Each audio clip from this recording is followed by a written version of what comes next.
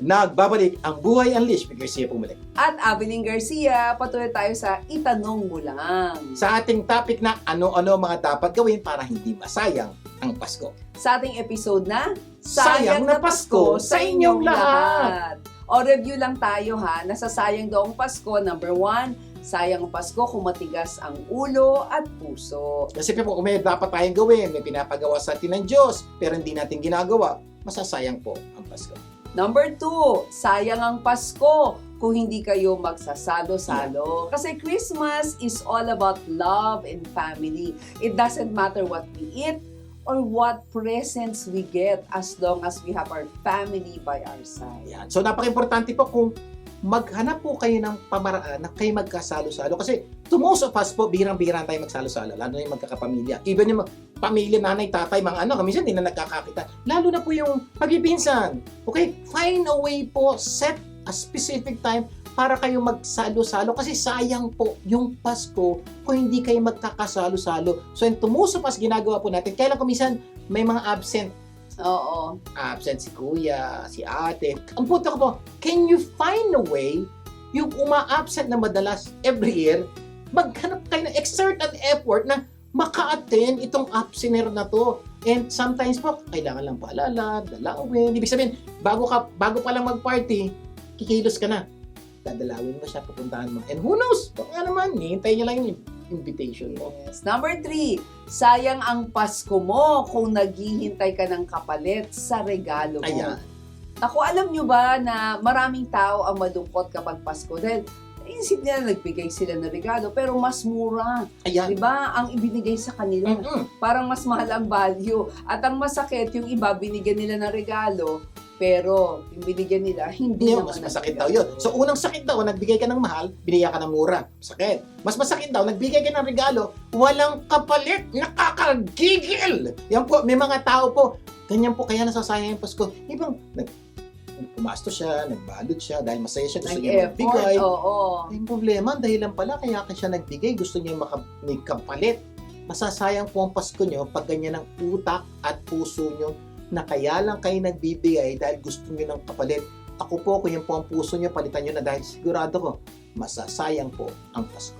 Sabi ni Thomas Monson Christmas is the spirit of giving without a thought of getting. Yeah. So yung pinapaka-importante, dapat, kung papalikan nyo po yung tunay na espiritu ng Pasko, si Jesus Christ po, pinanganak.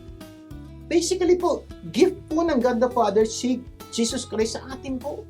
Kaya at yun po yung spirit of giving, na Oo. maintindihan po natin na tayo po dapat matuto po magbigay ng walang kapalit. Kaya nga, for God so loved the world that He gave His only begotten Son. So siya yung una nagbigay, and whoever believe in Him will not perish but have eternal life. Nauna yung pagbibigay. Kaya para hindi masayang ang Pasko, magbigay ng walang hinihintay na kapalit. Remember that the happiest people are not those getting more, but those giving more. Ganda po niyan. Sinabi po yan ni Jackson Brown. Ang pinakamasaya daw sa mga taong gustong maging masaya this coming Christmas, yung maging makatotoo yung Merry Christmas. Di ba yun ang gusto natin?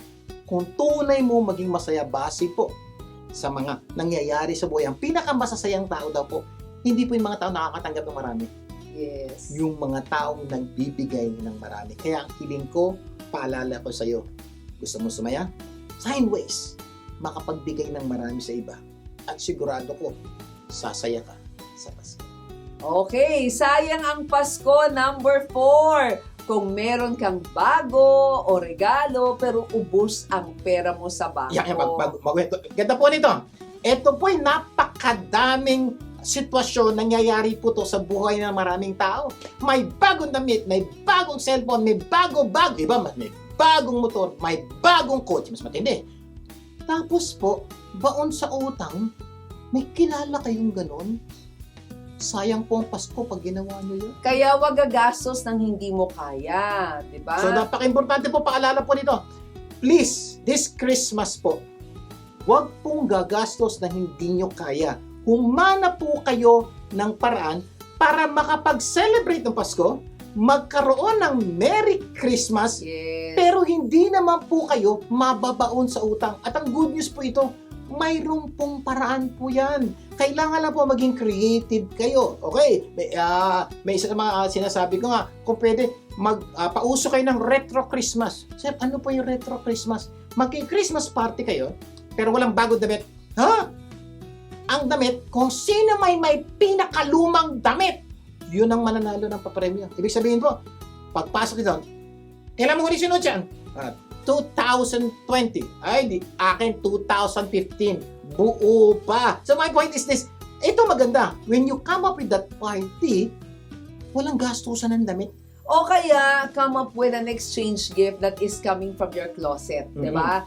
Yung maghahanap ka ng meron ka na talaga sa closet mo na matagal mo namang hindi na ginagamit, pwede rin yun. Bigayan ng regalo pero walang bibili ng regalo. Or pwede ka naman sigurong gumawa na lang, handmade, o kaya mag-bake ka. So there's so many things na hindi ubos ang pera mo sa bangko kasi yun nga, may bago ka nga, pero ubos-ubos naman ang pera mo.